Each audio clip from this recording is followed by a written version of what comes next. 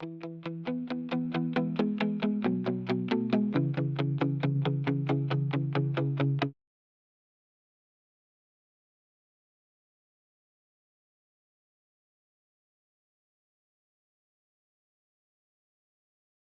നമ്മുടെ ക്വസ്റ്റ്യൻ നോക്കിയേടാ. ഇതിൽ പറഞ്ഞിട്ടുണ്ട് നിക്ഷേപിച്ച ആകെ തുക എന്ന് പറയുന്നത് 1,00,000 അപ്പോൾ നമുക്ക് പദ്ധതി 1-ൽ നിക്ഷേപിച്ചതും കണ്ടുപിടിക്കണം, പദ്ധതി 2-ൽ നിക്ഷേപിച്ചതും കണ്ടുപിടിക്കണം. നമ്മുടെ കയ്യിൽ ആകെ അറിയാവുന്നത് രണ്ട് പദ്ധതികളിലെയും പലിശ നിരക്ക് നമുക്കറിയാം. അപ്പോൾ അത് വെച്ചിട്ട് നമുക്ക് എന്ത് ചെയ്യണം? ഈ പ്രോബ്ലം സോൾവ് ചെയ്യണം. നോക്കിയേ, നിക്ഷേപിച്ച തുക 1,00,000, പദ്ധതി 1-ൽ നിക്ഷേപിച്ചത് എക്സ്, പദ്ധതി 2-ൽ നിക്ഷേപിച്ചത്. അപ്പോൾ നമുക്ക് എങ്ങനെ എഴുതാം? 1,00,000 മൈനസ് എക്സ്. നിങ്ങൾക്കറിയാം പലിശ കണ്ടുപിടിക്കാനുള്ള ഇക്വേഷൻ എങ്ങനെയാടാ? I = PNR. പി എന്ന് പറഞ്ഞാൽ പ്രിൻസിപ്പൽ എമൗണ്ട്, നിക്ഷേപിച്ച തുക. എൻ എന്ന് പറഞ്ഞാൽ എന്താടാ? ഇയർ, എത്ര വർഷത്തേക്കാണ് നിക്ഷേപിച്ചത്. ആർ എന്ന് പറഞ്ഞാൽ റേറ്റ് ഓഫ് ഇൻട്രസ്റ്റ്, അതായത് പലിശ നിരക്ക്.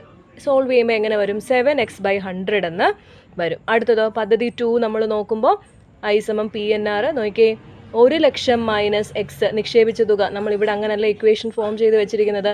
Into year 1 into rate of interest 6/100.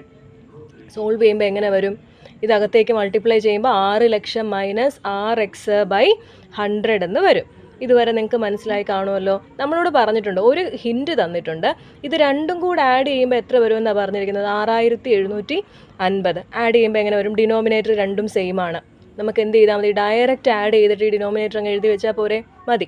7x plus 6,00,000 minus 6x divided by 100. ഇവിടെ എന്തുകൊണ്ട് ഇങ്ങനെ വന്നു എന്ന് ഞാൻ ഒന്നുകൂടെ പറയാം. ഡിനോമിനേറ്റർ രണ്ടും സെയിം ആണ്.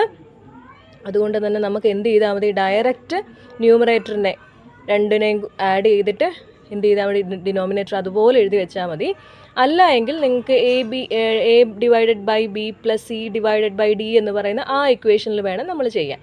ഏതാ? ഡിനോമിനേറ്റർ സെയിം അല്ലെങ്കിൽ. അപ്പോൾ ഇവിടെ ശ്രദ്ധിച്ചേടാ, 7x plus 6 lakhs minus 6x divided by 100 is equal to എത്രയാടാ? 6,750, 6,750. 7x മൈനസ് 6x എത്രയാ? 1x. 1x plus 6,00,000 divided by 100 is equal to 6,750.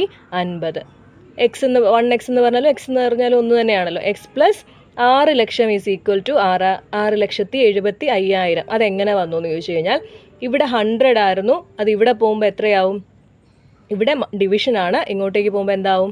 6,750 കൂടെ 100 നമ്മൾ മൾട്ടിപ്ലൈ ചെയ്യും. അങ്ങനെയാണ് ഏത് വന്നത്? 6,75,000. എക്സ് എന്ന് പറയുമ്പോൾ എങ്ങനെ കണ്ടുപിടിക്കും? ഈ 6,00,000 ഇപ്പുറത്ത് പോകും, ഇവിടെ പ്ലസ് ആയതുകൊണ്ട് ഇപ്പുറത്തേക്ക് പോകുമ്പോൾ മൈനസ് ആവും. ഓക്കെ, 6,75,000 മൈനസ് 6,00,000 എത്ര കിട്ടി? എക്സ്. അതായത് പദ്ധതി 1-ൽ നിക്ഷേപിച്ച തുക എത്ര കിട്ടി? 75,000.